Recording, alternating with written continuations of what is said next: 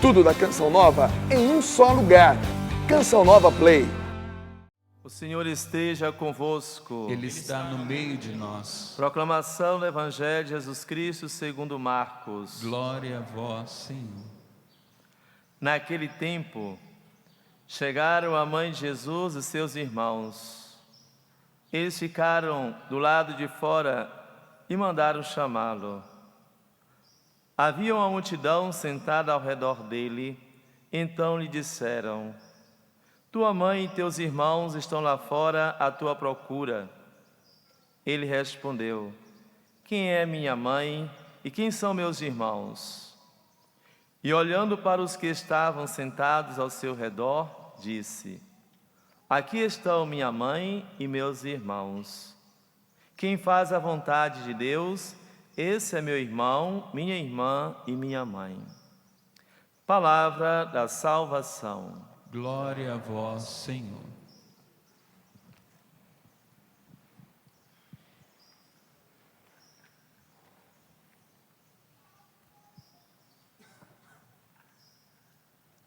Meus amados irmãos, irmãs, celebramos hoje a memória de São Tomás de Aquino. Ele realmente foi uma pessoa de Deus, podemos dizer assim. Um homem santo, almejava o céu, mas também um grande homem de Deus, apaixonado pela teologia e a filosofia. E ele tem muito a nos ensinar, ainda nos dias de hoje. Este santo que muitas vezes é esquecido nas escolas teológicas. E nós precisamos voltar os nossos olhos para os seus escritos. Ele era muito dado à teologia, filosofia, estudava muito, mas também escreveu muito, assim como um exemplo, a Suma Teológica. Ele era sempre uma pessoa humilde, cortês, nada lhe perturbava, pois estava sempre contemplando as coisas do alto. Contemplando as coisas do alto. Ou seja, buscava as coisas do alto. Por isso ele é um grande sábio, um grande escritor, tanto é que ele é tido como doutor da igreja. Ele nunca falou de si mesmo para se vangloriar, para aparecer. Respeitava sempre a opinião alheia e procurava descobrir nela a verdade. Mas também, quando não encontrava, com caridade ele corrigia. Ele deixou-nos a Suma Teológica, um grande tesouro para nós cristãos católicos. Que nós também possamos, a partir da vida de São Tomás de Aquino, aprender a contemplar as coisas do alto. Muito mais nestes tempos difíceis que nós vivemos. Tempos de relativismo, até mesmo dentro da própria igreja. Tudo pode, tudo é permitido, se há amor, que mal tem. São as frases que nós ouvimos por aí. Mas espera aí, eu estou buscando a felicidade ou o prazer a partir do pecado? Porque infelizmente muitas pessoas têm confundido a alegria e a felicidade com prazer e o prazer do pecado. Esta é uma grande realidade dos dias de hoje. Se esquece de Deus, se esquece de olhar para as coisas do alto e começa a olhar para as coisas terrenas, para aquilo que nos dá prazer. Nossa, como é bom dirigir um carro zero, um carro do ano, né? Bem confortável, com tanta tecnologia. Né? E agora com essas tecnologias avançadas, né? Só falta o carro falar com você, e já tem, né? Por aí. Como é gostoso você sentar na sua casa em um sofá, né, daqueles bem confortáveis. Não é aquele sofá de 1000, não. É aqueles sofás, né? Uma TV lá de 80, de 100 polegadas. Dependendo da região ou do país, dá para você até encomendar uma TV, do tamanho da parede da sua casa. É gostoso, né? Ter um cinema em casa. Mas espera aí. Com tantas tecnologias e com tantas situações, realidades, né, de conforto que nos é colocada, nós vamos esquecendo daquilo que é o essencial, daquilo que é o necessário para a nossa santificação. O prazer vai tomando lugar das coisas santas, das coisas de Deus, porque eu já não tenho mais prazer para ir a uma celebração eucarística, eu já não tenho mais prazer de passar um tempo diante de Jesus na capela do Santíssimo, eu já não tenho mais prazer em passar um tempinho com a minha família rezando o rosário, porque eu preciso terminar de assistir a minha série favorita, porque foi lançado uma nova temporada, porque eu preciso cuidar das minhas redes sociais, do meu Facebook, do meu WhatsApp. E meu Deus do céu, quantas pessoas se perdendo em meio a essas realidades, porque pensam, poxa, eu estou assistindo uma série, um filme, eu tenho um senso crítico, mas espera aí. Veja o estrago que as emissoras de televisão deste país fizeram em nossa nação nesses últimos 60 anos, 70 anos. Não tem problema você assistir novela, basta você ter um senso crítico.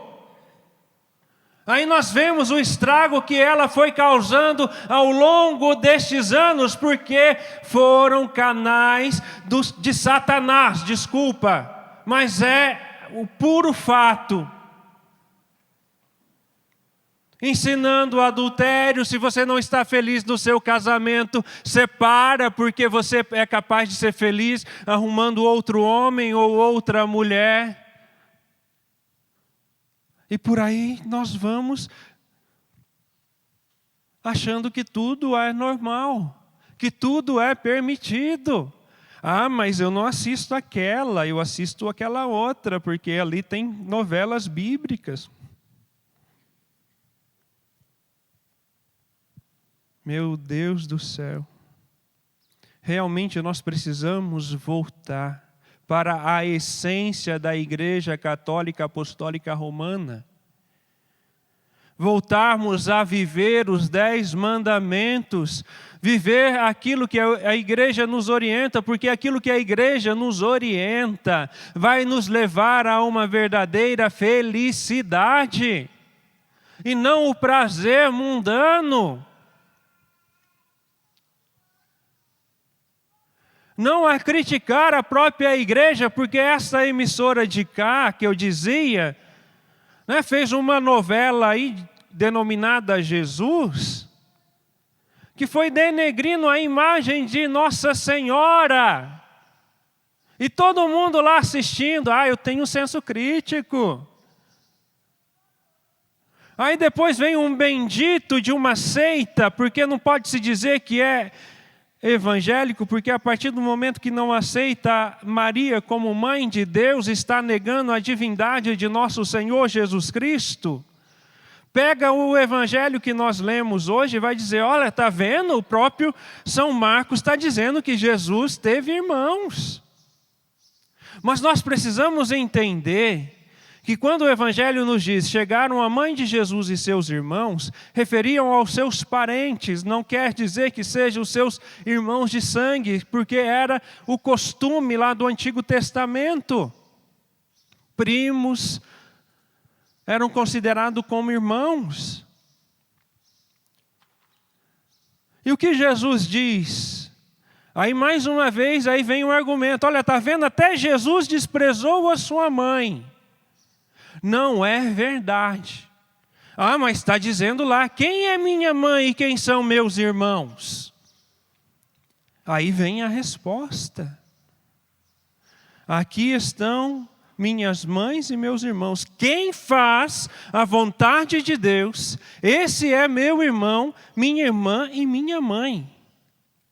E quem fez a vontade de Deus por excelência? Maria.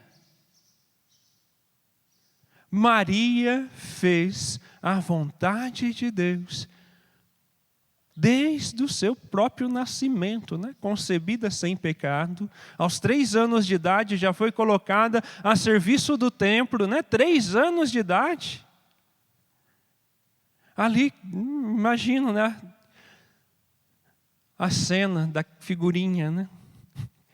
Da criança Maria, da menina Maria no templo. Desde criança já cuidando das coisas do Senhor. E quando o anjo lhe aparece, eis que o grande sim, o sim que trouxe a nossa salvação e a nossa redenção, ela concebeu pela graça e pelo poder do Espírito Santo.